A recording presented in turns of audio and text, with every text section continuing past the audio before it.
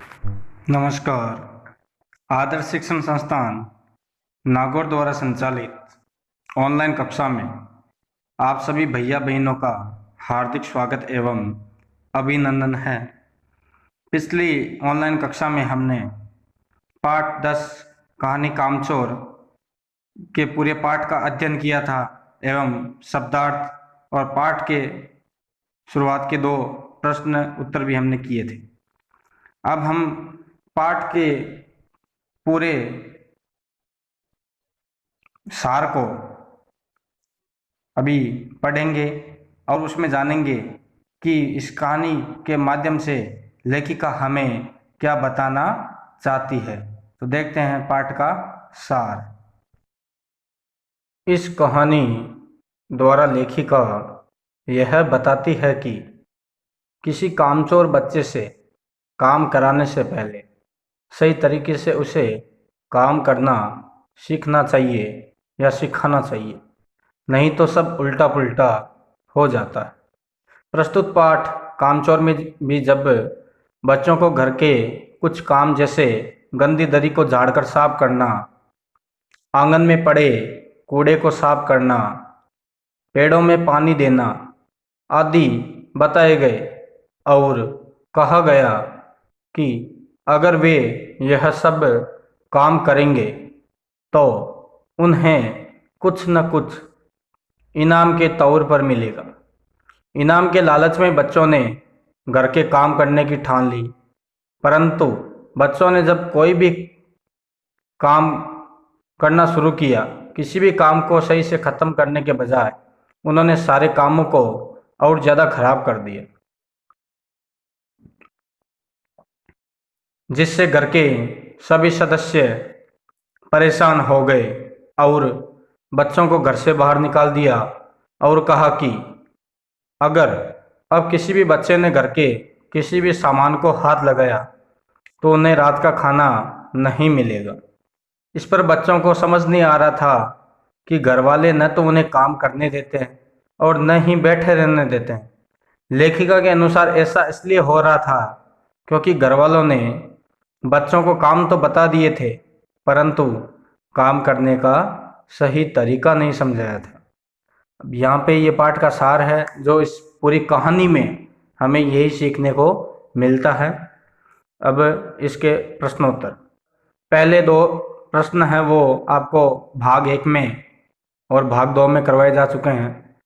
प्रश्न संख्या 3, या तो बच्चा राज कायम कर लो या मुझे ही रख लो। कब अम्मा ने ये कब कहा और इसका परिणाम क्या हुआ? उत्तर, अम्मा ने बच्चों द्वारा किए गए घर की हालत को देखकर ऐसा कहा था। जब पिताजी ने बच्चों को घर के कामकाज में हाथ बंटाने की नसीहत दी, तब उन्होंने इसके विपरीत पूरे घर को तहस नहस किया। चारों तरफ सामान बिखरा दिया, मुर्गियों और भेड़ों को घर में घुसा दिया, जिसका परिणाम यह हुआ कि काम करने के बजाय उन्होंने घर का काम कई गुना बढ़ा दिया, जिससे अम्मा जी बहुत परेशान हो गई। उसने पिताजी को साफ साफ कह दिया कि या तो बच्चों से करवा लो या मैं मायके चली जाती हूँ। इसका परिणाम यह हुआ कि पिताजी ने घर की किसी भी चीज़ों को बच्चों को हाथ ना लगाने की हिदायत दे डाली और कहा कि अगर आपने ऐसा किया तो सज़ा पाने के लिए भी तैयार रहना। प्रश्न संख्या 4, कामचोर कहानी क्या संदेश देती है? उत्तर, यह एक हास्य प्रधान कहानी है। यह कहानी संदेश देती है कि बच्चों को उनके स्वभाव के अनुसार उम्र और रुचि ध्यान में रखते हुए काम करना चाहिए, जिससे वे बचपन से ही रचनात्मक कार्यों में लगन तथा रुचि का परिचय दे सकें। उनके ऊपर बड़ों की जिम्मेदारी डालना उनके बचपन को कुचलना है। अतः बड़ों को चाहिए कि समझदार बच्चा बनकर वे भी बच्चों के बीच रहें और उन्हें सही दिशा प्रदान करें। कहने का मतलब, इस कहानी का संदेश है कि अगर बड़े लोग बच्चों के साथ रहकर और बच्चे बनकर या बच्चे की तरह ही उनके साथ व्यवहार करेंगे तो बच्चे जल्दी समझेंगे और प्रत्येक कार्य में अपनी लगन और रुचि का लगाने का प्रयास करेंगे। प्रश्न संख्या 5, क्या बच्चों ने उचित निर्णय लिया कि अब चाहे कुछ भी हो जाए हिलकर पानी भी नहीं पिएंगे? बच्चों द्वारा लिया गया निर्णय उचित नहीं था, क्योंकि स्वयं हिलकर पानी न पीने का निश्चय उन्हें और भी कामचोर बना देगा। उन्हें काम तो करना चाहिए, पर समझदारी के साथ।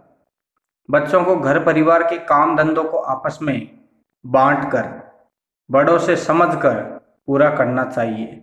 उन्हें अपने खाली समय का सदुपयोग करना चाहिए तथा रचनात्मक कार्यों में मन लगाते हुए परिवार वालों का सहयोग करना चाहिए।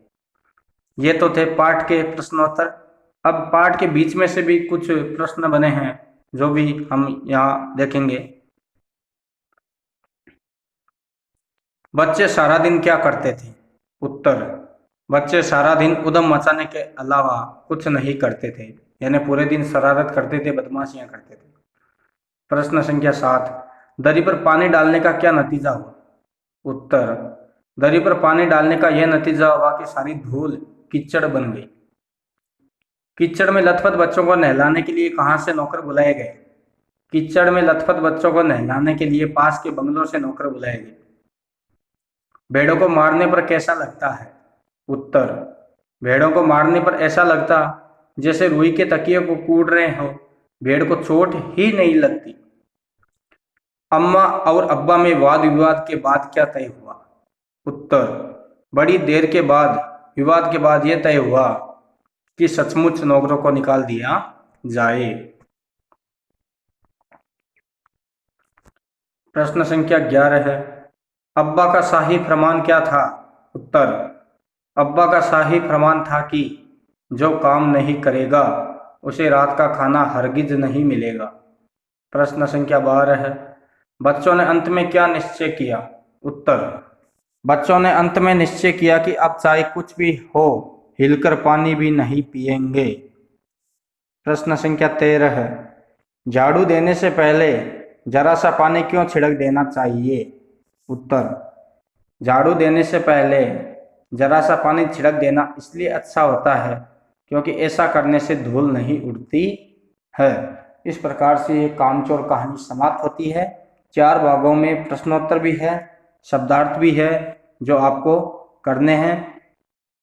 आज की ऑनलाइन कक्षा यहीं पे समाप्त होती है। अगली ऑनलाइन कक्षा में हम अगले पाठ का अध्ययन करेंगे। तब तक के लिए धन्यवाद, नमस्कार।